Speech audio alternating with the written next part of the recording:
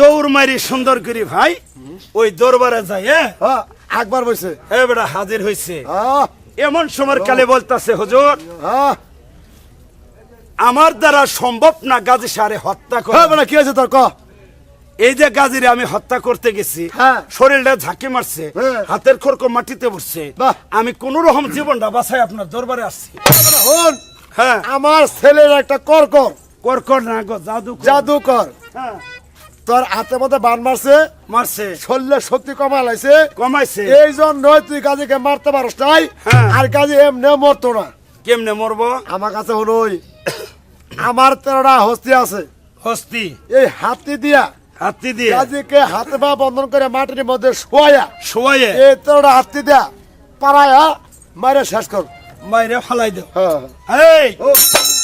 এমন সময় কালে বাদশাহ সেকান্দরে ডাক দিচ্ছে 13টা হাতির মাউতকে।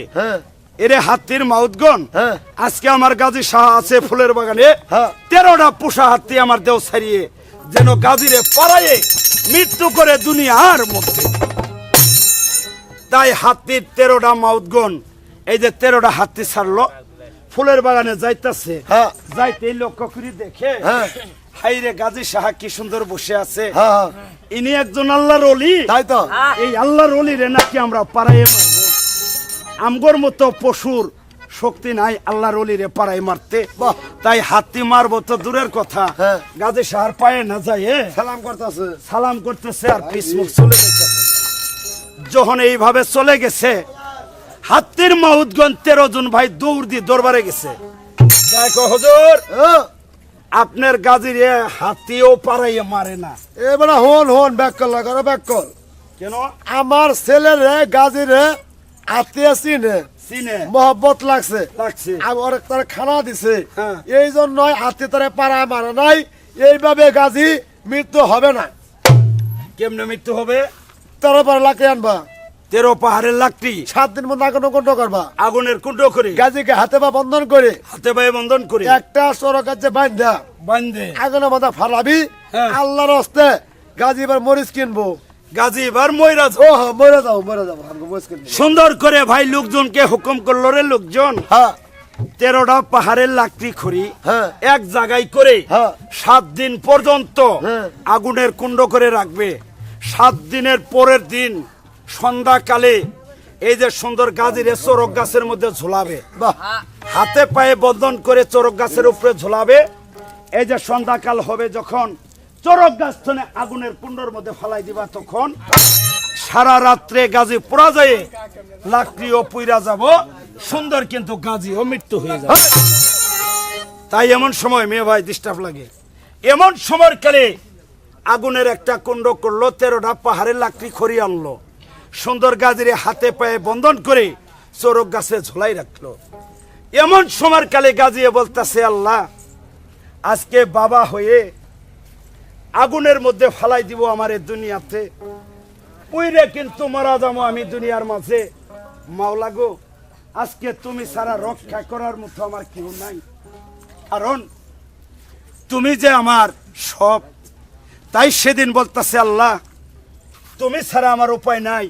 আজকে যদি আমি একটা মুসলমান মানুষ হয়ে আগুনের মধ্যে যদি পুইরে মারা যাই, মাওলা গো কলঙ্ক হব তোমার। তবে এই দাবিটা থাকলো আমার তোমার কাছে কাল হাসরের মাঠে। তাই সেদিন আল্লাহ বলেছিল, রে গাজী তোর কপালে আমি দুঃখ লিখলাম, কিন্তু মৃত্যু লিখলাম না। তাই গাজী কান্তাছে, কিন্তু যার যার হই। এই গাজী কি কয়? কোরআনে শুই নাকি আমি,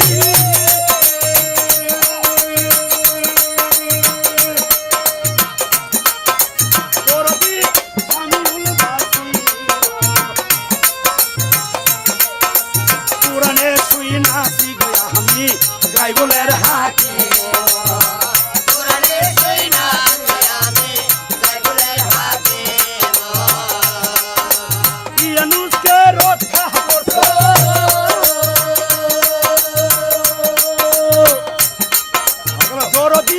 মাছের পেটে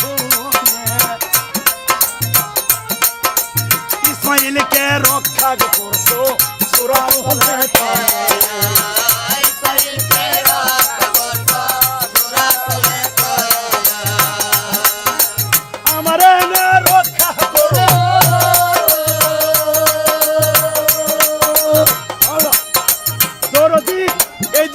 আর মাঝে এই যে কান্দে কান্দে গাজি সরো গাছে ঝুলায়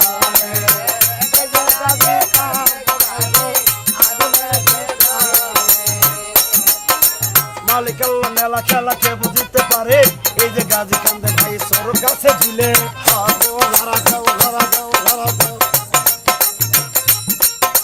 লাখো রাখো কইরা গমিয়া ভাই সন্ধ্যা কাহালো গাজী কান্তাছে কিন্তু চরক গাছে ঝুলে রাগ রাগ করে পূবের বেলা পশ্চিমে গেছে সন্ধ্যাকালটা হয়ে গেছে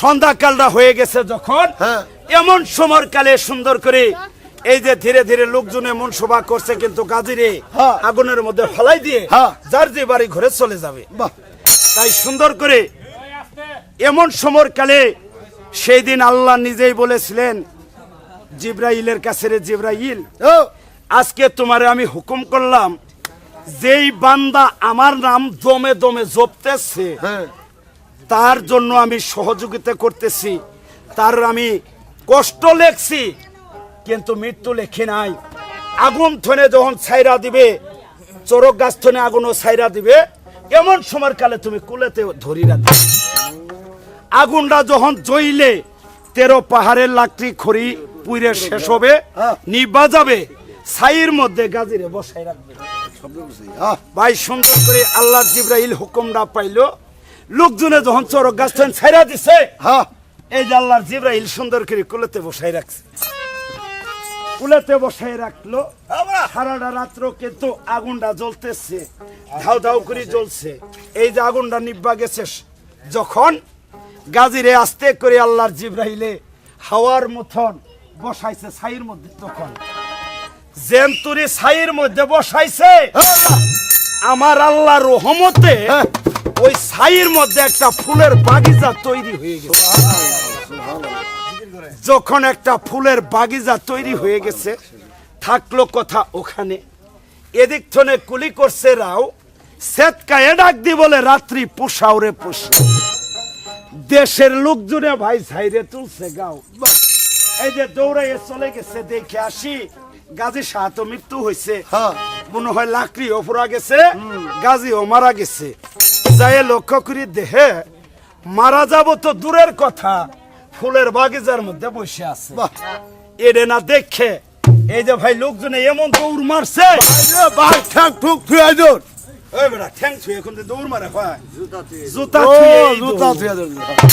জুতা থুয়ে দৌড় দিয়ে কিন্তু গেছে দরবারে যাই বলতেছে হুজুর আপনার গাজী পোড়া যায় মরবো তো দূরের কথা এই যে আরো ফুলের বাগিচার মধ্যে বসে আছে আমার দুষ্ট ছেলে এটা আগুন না বান হেঁকছে আগুন না বান শিখছে আগুনকে সাধন করছে আগুন তার কাছে যায় না হ্যাঁ জাদু কইরা ওই জায়গার ফুল বাগানে বানাইছে আমার ছেলেকে সম্মান দরবার নিয়ে আসো দরবারে নিয়ে আসো আইনা হাইরা একটা পাথর আছে 12 মণ ওজন 12 মণ ওজনের পাথর এটা গলা বাঁধে বাঁধে হাতে পা বন্ধন করে সাগরের মধ্যে ভাড়াই দিবি ওই পানির নিচে কোন জাদু কোন দরবেশগিরি আচ্ছা কোন কেরামতি কোন কিছু কাটবো না গাজী আল্লাহর রাস্তে এবার মই দিব বেটা মইরা যাবো ভাই হুকুমটা পাইছে যখন এই যে 12 মণ ওজনের পাথরটা এটা মিল করো তো 12 মণ ওজনের পাথরটা নিয়ে গেছে নদীর কিনারে তখন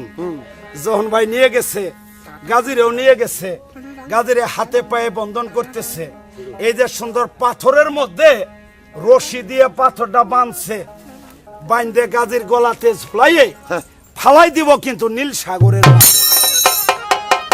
এমন সময় কালে লোকজনে বলতাছে রে গাজী মানুষের তো মৃত্যুর আগে কোনো ইচ্ছা থাকতে পারে বা কিছু খাওয়ার ইচ্ছে থাকে বা কিছু দেখবার ইচ্ছা থাকে তোমার কোন ইচ্ছাটা আছে গাজিয়ে বলতাছে রে লোকজন আজকে আমার মৃত্যু আমি দেখতেছি পাথর গলাতে ঝোলানির সাথে সাথে যখন নদীর মধ্যে ফালাই দিবে তখনই আমি মৃত্যু হয়ে যাব কিন্তু লোকজন রে আমার কোনো খাবার আশা নাই কিন্তু একটা আশা আছে আমি বলছি তোমার কাছে তাই গাজী সাহা সেদিন লোকজনের কাছে মনের কথাটা বলতেছে।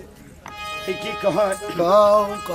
শোনো লোকজন, ওই তোমারে মনে বড় দুঃখ জাগে, ওরে লোকজন বলছি বিনয় ওরে রে।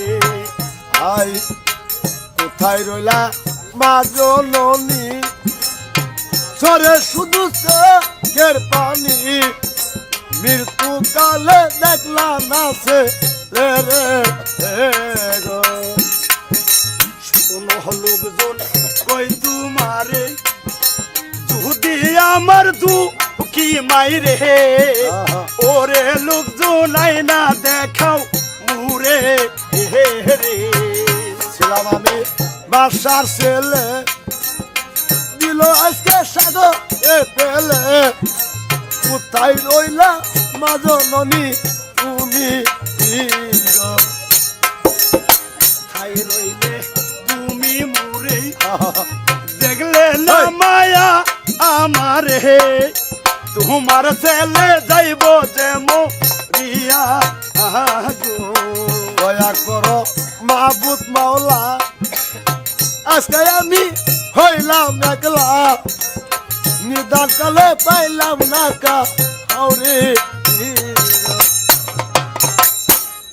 লোকজন রে, ও মানুষের মৃত্যুর সময় কত লোকজন ঘরের মধ্যে থাকে, ছেলে থাকে, মেয়ে থাকে, বাবা থাকে, মা থাকে, ভাই থাকে, কত বন্ধু বান্ধব থাকে, সেই সময় কাউরে দেখা যায় না। এই ও লোকজন রে, মানুষের মৃত্যুর সময় ঘরের মধ্যে বাবা থাকে, বাহ, মা থাকে, ভাই থাকে, বোন থাকে, হ্যাঁ, সবাই থাকে, বাহ বাবা, কিন্তু লোকজন আমার কান্না কেউ শুনে না। আমি সবার কথা শুনি, সবার কথা শুনতে পাই, সবার কথা জানতে পাই, আমার কথা কেউ শুনবে না। সেরকম আজকে বাবা মা হয়ে গলাতে পাথর বেঁধে ফেলাই দিতেছে নদীর মধ্যে। লোকজন রে, আমি বেশি কিছু চাই না, মৃত্যুর আগে শুধু আমার দুঃখে নিয়ে মায়ের একটা নজর দেখাইবে। তাই লোকজন ধীরে ধীরে কেঁদে কেঁদে চলে গেল বাদশাহ সেকান্দরের দরবারে। যাই বলতেছে, হুজুর আপনার গাজী সাহা শুধু মৃত্যুর আগে একটা নজর দেখতে চায় তার মা দুঃখে নিরে। সেই দিন বাদশাহ সেকান্দর বলেছিল, লোকজন আমি দুষ্ট ছেলেরে তার মায়ের দেখতে অনুমতি দিব না। কথাটা শুনে লোকজন মুখটা মলিন করে ধীরে ধীরে নদীর কিনারে যাইতেছে। এমন সময় কালে গাজী দেখে বলতেছে, লোকজন ও লোকজন রে, আমার আম্মা কি আসতেছে? না, আসবে না? না না, যদি মায়ে আজকে আমার মৃত্যুর সময় না দেখতে আসে, না, কেন মায়ে 10 মাস 10টা দিন গর্ভে রেখেছিল, থনের দুধ খাওয়াই আমারে বাঁচাইছিল। লোকজন রে, তবু আমি মায়ের জন্য দোয়া করি যেন আমার মা সুখে থাকে। তাই সেদিন গাজী কি কয়, সুখে থাকো সুখে হইও গো,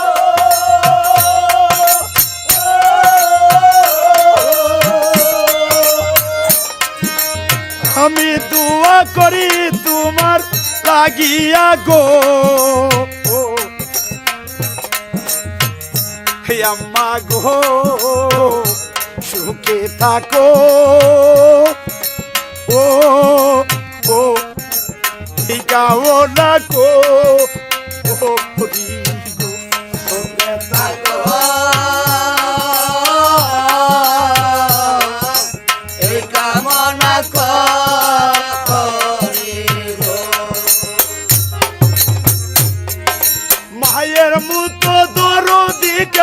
নাই গো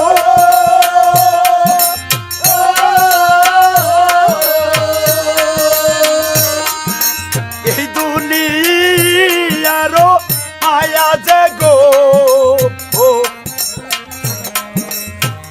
হে আল্লাহ গো সুখে রাইকো ও ও এই কামনা কো ও